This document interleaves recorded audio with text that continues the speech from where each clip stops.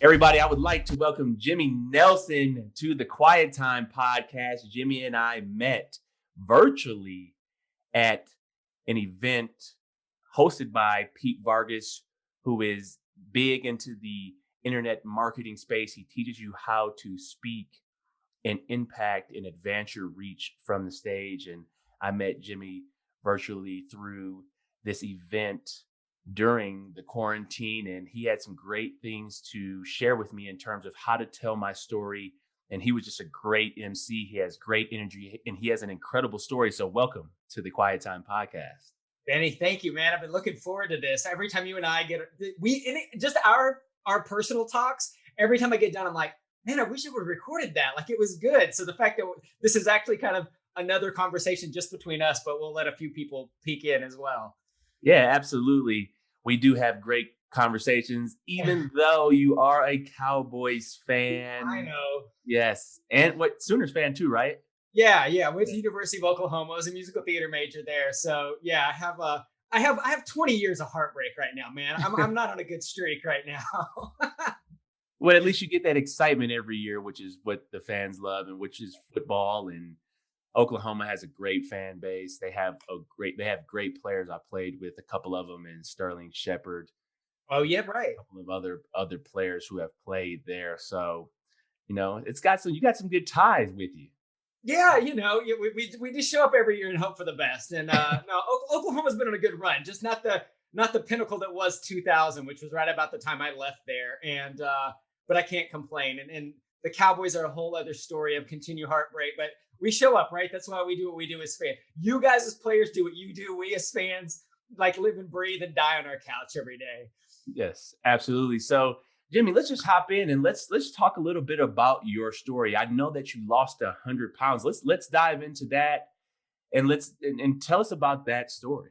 Yeah, I mean the whole story. Anytime I'm asked, like Jimmy, where did this whole thing start? What's crazy is Benny. I literally go back to first grade, man. I go to first grade. I grew up in West Texas, in Lubbock, Texas, and in first grade, I was like the fat kid in class. So we're talking early 80s. I just turned 43. So we're talking early 80s. And this was before there was really like a childhood obesity epidemic. I was the fat kid in class. And I think I was the only kid that I knew that my parents were divorced. I feel like that wasn't, not that there wasn't divorce back then, but it wasn't as talked about. So, and I say all that because I just kind of felt like this outsider from really early on in life. I felt pulled between two families. I had to play a role for mom or play a role for dad. And I just wanted to keep people happy. But particular like Christmas, we're coming out of the holiday seasons. Then first grade, my elementary school class was picked to do like a Christmas, like a musical number. And the musical number was called Too Fat for the Chimney. And I thought, dude, here's my shot. I'm the fat kid in class. I'm going to be Santa Claus. Like I found my calling. But no, man, my best friend, Justin Martin, who was like the skinniest kid in class, the popular kid in school, they picked him to be Santa Claus. And they wrapped a bunch of pillows around him. And he and all my friends got to be upstage, which is away from the audience, doing an aerobics number. They put him in like these Jane Fonda headbands, leg warmers, and did this whole routine called Too Fat for the Chimney up there, like the song. Yours truly, they put in like feety pajamas, like the onesie with the zipper in the front and the feet and the drop bottom on the butt and the little stocking cap, pushed me out to the edge of the stage. And I had to sing the solo Too Fat for the Chimney. And I was terrified and I had no confidence, but it was in that moment when I opened up my mouth, started singing, that I got a positive emotional response from my peer group for the first time in my life, man. And it was like, that was home. That was like safe for me. And when I look back on my career, the weight loss, the whole story that we're going to go over as we talk here, it all started right then. I was like, I'm supposed to be on a stage getting an emotional response from an audience. But the thing that sucks about knowing exactly what you're supposed to do with your life, especially at an early age, and I don't know if you ever went through this, but for me, it was like, man, this is what you're designed to do, Jimmy. But I immediately had a list of reasons why it would never happen. Dude, you're fat, you got no confidence, you come from a broken home. Later, as I was trying to like get training to be a performer, I didn't have the money to go to the schools to even get trained to go and do what I wanted to do. And what happened was I got this it's kind of what I would call a victim mentality. I was really good at explaining away why other people were successful and why it was harder for me. Oh, you don't understand. This is my background. Of course it's easier for these people. Oh, of course I'm overweight. I live in West Texas. My mom cooks these meals. It's not my fault. And it wasn't until my early 20s, man, I found myself as a 100-pound overweight, 3-time college dropout. And my mom calls me. I was in Florida by this point. And she said, Jimmy, we just see bills. We see all the collecting agency things, calls coming in. We think you should move home. So I moved home, 100 pounds overweight, 3-time college dropout at about 22 years old. And that's when I finally had that enough is enough moment. It was sometimes you keep running from things, right? I like ran from Dallas to OU to Florida, and the same problems kept following me. And so finally there was one thing in common with all those spots. And so you ask, like, where did the weight loss come from? There was a moment in Dallas. I was back here in Dallas. My parents had moved here, and I was waiting tables and bartending. I'd totally given up on my dream of performing. And I was jumping out of the shower one morning to go, do a bar shift, wrap towel around me. And normally you don't spend a whole lot of time in front of a mirror when you're 100 pounds overweight. And that day I just stopped, man. And I looked at myself and I thought, who's going to love this? Like, this is like, Jimmy, you're going to be alone. Like, this is your life. You're 20, you're a grown man now. You're 22. And I think that was the moment, I started at least taking ownership for I was where I was because of my choices as opposed to pointing fingers. And that's where the whole journey started. That was almost 15, 16 years ago now. Gosh, maybe even longer. But that's where the whole thing started, was finally, instead of running and pointing fingers, took some ownership and started taking some steps to change what I had been doing. Man, that is an incredible story. Just the fact that perseverance, but sometimes, I mean, just from what I heard, that we feel like we can just outrun these stories. We feel like, all right, I'm just going to go away and this is going to go away, or people are going to accept me over here. But really, everything starts with us. If you want to be successful in life, it's going to start with you. And you had an incredible dream, but you knew you had some things to change. And we all know that. And I feel like I'm always still discovering my calling. It's always still going on. I was actually in some plays as well when I was younger. Yeah. I did Grease. I was one of the leads in Grease, one of the leads in Footloose. It was a requirement at the school that I went to. But that's one of the things that I think is very unique, is that maybe that was one of my callings, was to be on stage. And now that I've worked to speak publicly through a podcast and on stage, maybe that was one of my callings, as well as athletics, as well as coaching, as the things that you're doing and you've turned into a business. Well, think about all the stages you've been on, because sports is entertainment, man. And you're on the biggest stages in the world. Like, you've been on the biggest stage, right? And it's funny, we don't know where we are currently in life, what's preparing us for the next step. So like, if I go back to that moment in the mirror, it wasn't like the whole world shifted right then, Benny. It wasn't like, man, I woke up motivated every day and I dropped the weight immediately. But what it did do is it created a shift in me to be open to listening to different ways of doing things and different ways of thinking about things. In fact, I call it, I was finally willing to be willing. And what I mean by that is I was willing to see a different perspective, to try something different. Because up till then, I was really quick to judge, oh, this is why that won't work for me, or this is why. And so, it wasn't too long after that, one of the guys that I was bartending with, he had initially started losing some weight. And, I always look at female marketers and I said, I envy you, ladies. You do such a good job of like asking each other, like, what are you doing? What's the makeup? What's the shoes? How are you losing weight? And for whatever reason, we dudes are just too stubborn. So I didn't even ask him at first. Like, he had something I wanted, but my pride was still so big that I wouldn't. And finally I was like, man, what are you doing? And he's the one that introduced me to in-home fitness and to Beachbody initially, which is where I lost, my 100 pounds was using in-home programs. And little did I know that would end up being my first business venture. I ended up being in the Insanity DVDs with Shaun T and in the Payo DVDs with Shalene. And I move all that back to like, I never look at myself as the fitness guy. It was the first place I had an opportunity to tell stories. It was another stage, just like little first grade Jimmy. It was another stage to get an emotional response or help somebody change their life. And as I've continued from health and fitness to what I'm doing now in coaching people with their stories and their speaking, that the acting career prepared me to be on camera. The acting career, the fitness career prepared me to work with other people. So you talk about all the different stages of your life, whether it was the plays, whether it's athletics, whether it's coaching and speaking now. I feel like each one serves the next one. Absolutely, absolutely. And we're always constantly evolving. But do you still feel like you have that little kid Jimmy with you that got that appreciation from your peers still with you? You carry that with you when you are speaking on stage because you light up every time that I've seen you MC. You light up, and it's just it. You always look like you're having fun. I am, because that's my playground. I'm so glad you pointed that out, because I don't think I pause enough. Because when you ask, so I just came off the biggest stage of my life, very similar to the event like we met at. So these virtual events, right, have been these interactive, you see these walls that are like giant Zoom screens, which was what the speak off that you were a part of was getting. So that day that you and I met, I had woken up that morning here. I was supposed to do that event from here in Dallas. And Pete Vargas is like, can you be in Charlotte this afternoon? I think you need to do this from the studio.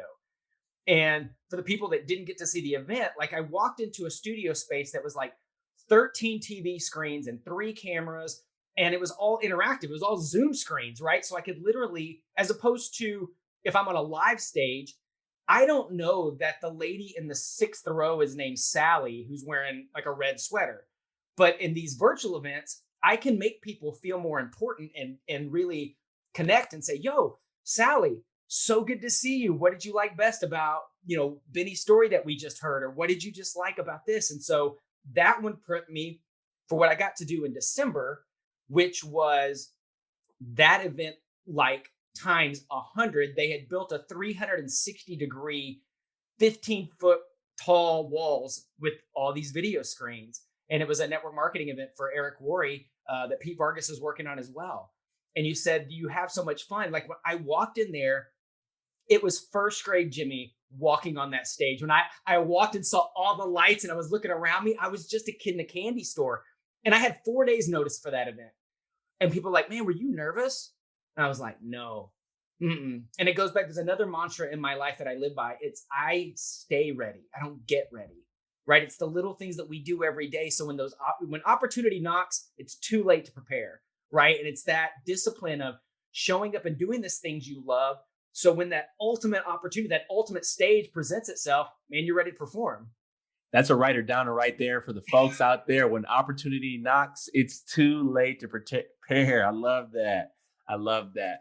Where did this mindset come from in terms of the opportunity knocks? Like, so when you're doing an event like that, or you're getting ready to give a keynote, how do you stay prepared?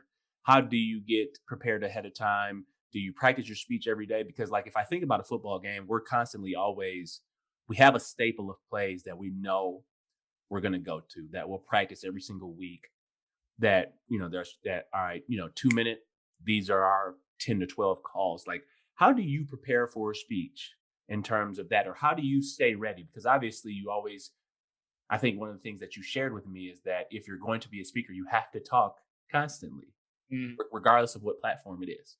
Yeah. So it starts with me. It starts with my morning routine, to believe it or not, because it is a mindset thing, right? I tell people the biggest battle, I guess, in my life was not the 100-pound weight loss or keeping it off for over a decade. It's literally the battle I choose to fight every day with my mind, because that negative victim mentality, Jimmy, still lives in here, right? He still lives. And so what I found was in the mornings, I would get a lot of negative self-talk, or I'd turn on the news, or I'd let something else like inform me of how I was going to feel that day. And so when I had a mentor that really challenged me to really start stepping up in the area of personal development, which I kind of just put off at first. Like I was just like, it just seemed so hokey to me. Yeah. And he's like, give me 10 minutes. He's like, 10 minutes in the morning, 10 pages of a good book, 10 minutes of audio or something. He's like, just try me. And it started making all the difference in the world. So literally what I do first thing in the morning when I wake up, like before I'm out of bed, before I figure out what time it is, I grab my phone and I go to YouTube and put on some kind of like I just put motivational video. Now they just pop up. I'm doing so often, like it's the things YouTube puts on my homepage. Um, but they're usually these montages of, whether it's Tony Robbins or, Brendan Bouchard or Les Brown or Mel Robbins or, you name uh, yeah, your motivational speaker. But what it was, Benny, was I had to attack my mind before my mind attacked me. So I needed something speaking life into me, because even if I was left with my own thoughts in the silence, and you get up, I feel like there was like a good 30 minutes. I don't necessarily even watch the video. Like it's just playing in the background, and something will hit me or something inspirational will hit, or I'll be even if it's something I've heard before, I'm reminded. And so for me, that sets the intention of, am I choosing to raise my bar today? Am I going to choose to show up even if I don't have an audience today? What does that mean for me? So once that mindset set, it's okay, I'm going to go move my body. I'm going to get my workout in the morning, because we as speakers, this is our instrument, man, not just from the neck up, but the whole thing. Like our bodies are, even sitting here doing an interview with you on a video, I'm still fully engaged. I got up and I moved this morning knowing I was going to prepare to this, because if I want to be my best version for you and your audience, man, I have to invest in me first. So that's that mindset piece, that physical piece. And then you ask, like, so how do you practice? I absolutely do. It's washing the dishes or making my food, or like I'm going back through a story or thinking of another story, or what's another example of this. I find that most people, and it's so much like athletics, are you willing to do the little tedious things? I'm sure you've spent thousands of hours perfecting a route, like little tedious, exactly where your feet go, where's your shoulders, are you tipping off which way, can the DB tell what the difference between this route and that route? It's the same thing with speaking. I just go and meticulously start going back over what could have been better. Where was this? Where am I actually leaving some room, what I call leave room for the magic, right? Do I know maybe from beat to beat, but the time I tell you my first grade story this time might be different than the next time I tell it, because it's constantly evolving as well. Yeah. Man, that's incredible. You just got a great mindset. You got a great approach. I like that. I think I'm going to start using that in terms of even to get me up and get me moving even faster. Just a motivational video, not even necessarily having to watch it, but those things, personal development is imperative. Like any successful person, they talk about it. And Yeah. yes, even when I first started getting into it, like I thought it was a little bit of hokiness. And reading the Monk Who Sold His Ferrari was one of the best things that was ever done for me in terms of understanding meditation, understanding mantras. Like that's super important. Feeding your mind. You have to feed that beast. The mind is such an incredible thing. And if you let Instagram or you let the news dictate what you think, what you think is what you feel. What you think is what you feel. So And what you think and what you feel is, it's what you become. Yeah. Right? It really, like, thoughts are things. If you go back, like probably one of the oldest personal development books is Think and Grow Rich. And it really does go back and show that what you think about all day long is what you become. Think about how many times you probably, I guess I assume, just listening to other athletes and stuff, but that you see these studies about athletes or astronauts and stuff doing just as many mental reps as they do physical reps, and how the performance completely jumps if you're like, man, well, I can't actually physically get on the field today and go through this, or even like coming off an injury, right? Like, what are the things you are doing to continue to make sure you're ready for next season when you're coming off a season where it got interrupted, and it's these mental reps. And it's the same thing for me, is what does it look like in an audience, in a one-on-one podcast? What does this look like if I'm in an intimate version of 20 people? What does it look like when I'm on an interactive stage in front of 40,000 people? What am I going to do? So, because then you're preparing before you ever get there anyway, so because you're already playing this stuff in your mind. That just brought up for me is that during training camp this year with Sean Payton, he's just walking around the field and he's just thinking, we're in between plays, and he might come up to Drew and he'd be like, look, we're 12-4. We're in the first round of the playoffs. We got third in this. This is what I'm thinking. And it's like, bro, like out of nowhere, right? Yes. It's August and you're thinking about January. But he does that every single week. It might have been like week 2. He came up to me. He was like, I'm thinking about a toss crack play here. I want you to seal the edge. And we didn't run the play for 2 weeks, but he had already been thinking about it, just preparing, understanding the preparation. Drew is like that too. Drew on Saturday before we get on the plane, or the last thing we do after a walkthrough, everybody leaves the indoor facility and he will go starting from the 1 yard line and go through the entire game plan. Wow. Without looking at it. Yeah. That's incredible. He might just have like a little note sheet, but he already knows the plays, goes through all his reads. And that's why it's easy for him to find a flat or Alvin Kamara in the flat, or find his check down. People don't understand, like, how did he see that? Yeah. Well, he already went through the reads. So he's bam, bam, bam. It's so incredible. And it sounds like you do the same thing. And it's so many things in sports translate to business speaking. I mean, everything in the world translates to one thing or translates to another. Absolutely. And there's two things I thought of when you thought about it. Number one, when you're talking about, Sean coming up and saying, hey, in the early in the season, he's already projecting, what if we're in the second round of the playoffs? So number one, you're setting an expectation for success. Yeah. Look, I expect us to be in the divisional round at the end. And this is going to come. It seems so far off, but not only does he expect, he's starting to plant that seed in his players of, hey, this is where we're going this year. So you already have that expectation. And then the story of Drew going like that is, I think when people tell me, and I know, and you've probably got this, I'm sure any athlete or performer's got this, and people mean it as a compliment. They go, oh, this just comes easy for you, or you make that look so easy. And what they don't realize is my very first audition in college, still 100 pounds heavy, I was supposed to have a monologue memorized, and I come up with a piece of paper, and I'm physically, like I have a physical shake, like I can't, it was so nervous, but I was willing to be, number one, I was willing to be bad before I was going to be good, which I feel like a lot of people feel like they have to perfect something before they put it in the world. And it just doesn't work that way. Right. And then I got to thinking, okay, why am I comfortable on camera now? Or what is it about a stage? How did I go from that really nervous fat kid on stage to who I am now? And yes, the physical transformation helps.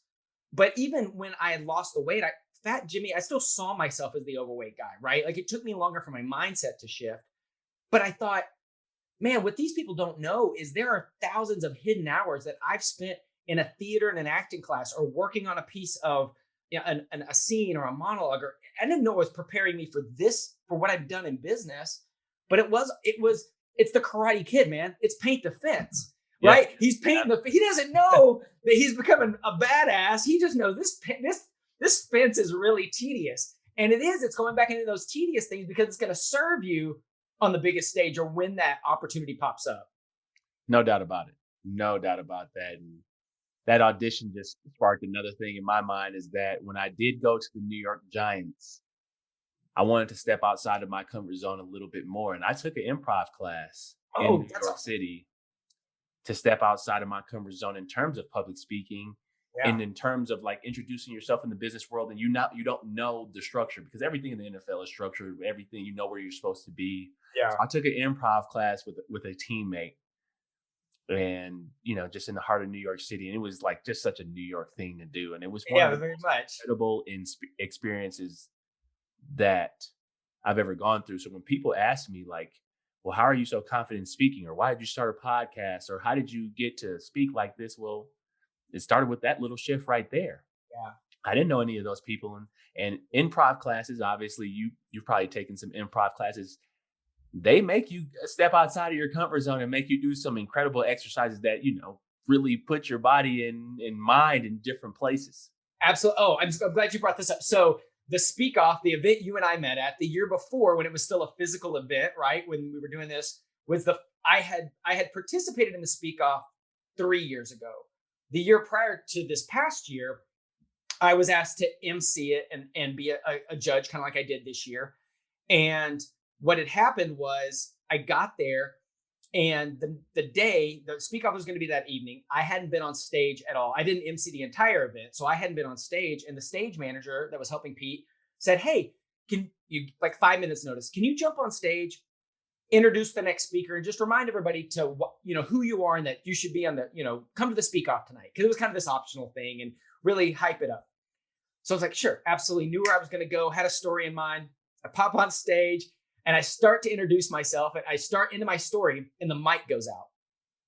The people from the audience are like, hey, mic's out. I was like, So I kind of made a bit out of it. I walked off stage. The other stage manager hands me a mic.